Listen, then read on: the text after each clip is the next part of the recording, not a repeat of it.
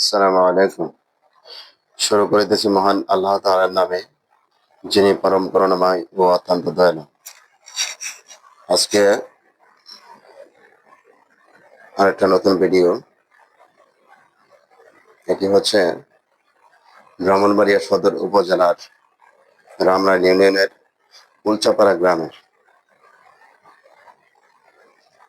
রামনাইল ইউনিয়নের উলচাপাড়া গ্রাম একটি আদর্শ গ্রাম। আপনারা অনেকেই ইতিমধ্যে শুনেছেন।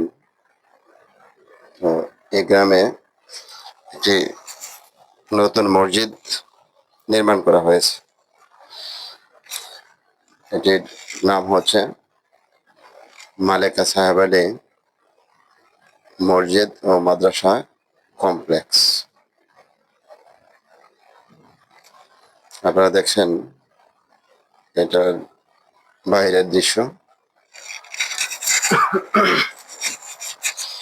এ হচ্ছে এটার বাইরের দৃশ্য। এটা উলচাপাড়া সরকারি প্রাথমিক বিদ্যালয়ের দক্ষিণ পাশে, ঠিক দক্ষিণ পাশে অবস্থিত।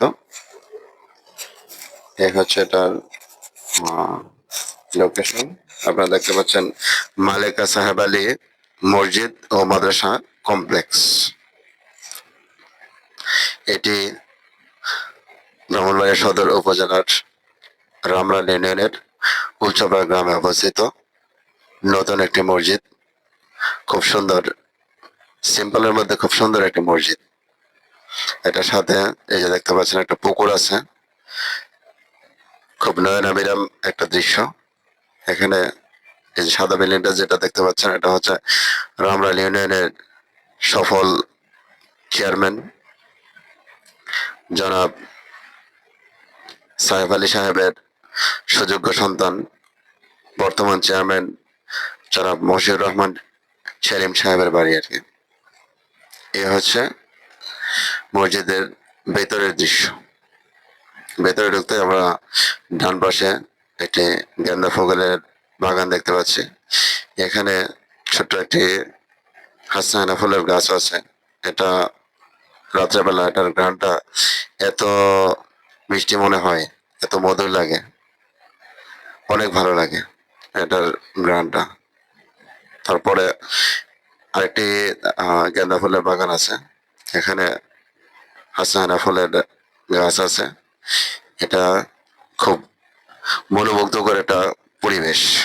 এটা দেখতে পাচ্ছেন, এটা হচ্ছে কামিনী ফুলের গাছ। এটাতে এখনো ফুল আসেনি। যখন ফুল আসবে তখন এই এলাকা গ্রানে মুখরিত হয়ে যাবে।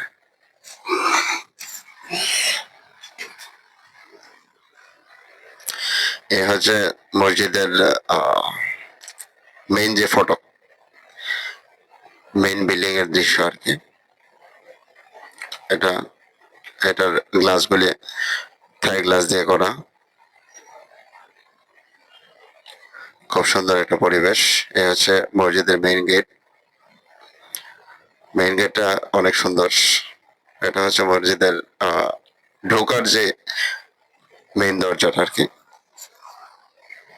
এখানে কার্পেট গুলি এত সুন্দরভাবে বেছানো হয়েছে, অনেক সুন্দর, যেটা ভাষায় প্রকাশ করা যাবে না।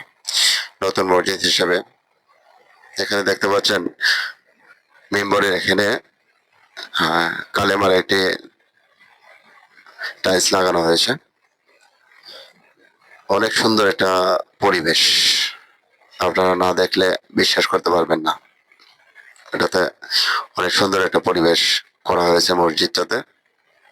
এ হচ্ছে আরেক পাশের দৃশ্য। চারটা সারিতে মসজিদে নামাজ পড়া যায়। চারটা সারি সমানভাবে বিভক্ত।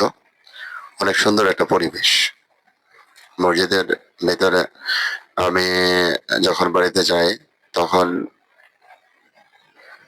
এখন রমজান মাস যেহেতু চলতেছে, আমি এশার নামাজ এবং তারাবির নামাজ এখানে পড়ার চেষ্টা করি।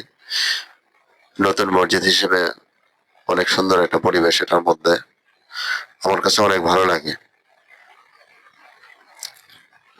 এখানে চেয়ারও রাখা আছে, মুরব্বীরা যারা আছেন ওনাদের বসার জন্য এখানে চেয়ার রাখা আছে। তো মুরব্বীরা এখানে বসতে পারেন এই চেয়ারের মধ্যে। এই হচ্ছে মসজিদের ভেতরের দৃশ্য দেখতে পাচ্ছেন। তো আমরা দেখানোর চেষ্টা করতেছি মসজিদের যে মেইন যে দরজাটা, ওইটার দৃশ্যটা দেখানোর চেষ্টা করতেছি।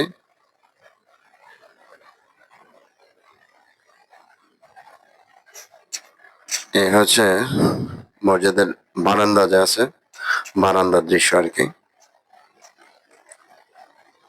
আস্তে আস্তে আমরা চলে যাচ্ছি বাম পাশের দৃশ্যে। এই যে রুমটা দেখতে পাচ্ছেন, এটা হচ্ছে ইমাম সাহেবের রুম আর কি।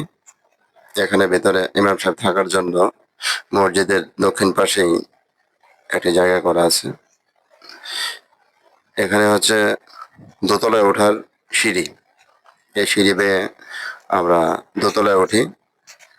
তো দোতলায় যাওয়ার সিঁড়িটাও সম্পূর্ণ টাইলস করা।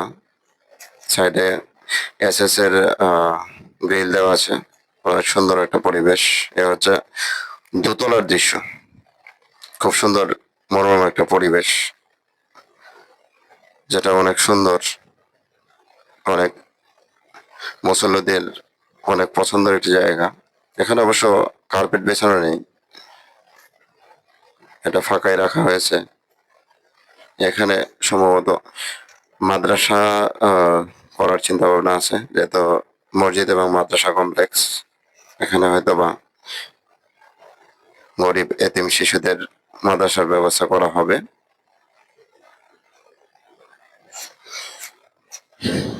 এটার সাথেই, মসজিদটার সাথেই সুন্দর একটা পুকুর। এ হচ্ছে মালেকা সাহেব আলী মসজিদ ও মাদ্রাসা কমপ্লেক্স দেখানোর চেষ্টা করলাম। ভালো থাকেন। আসসালামু আলাইকুম।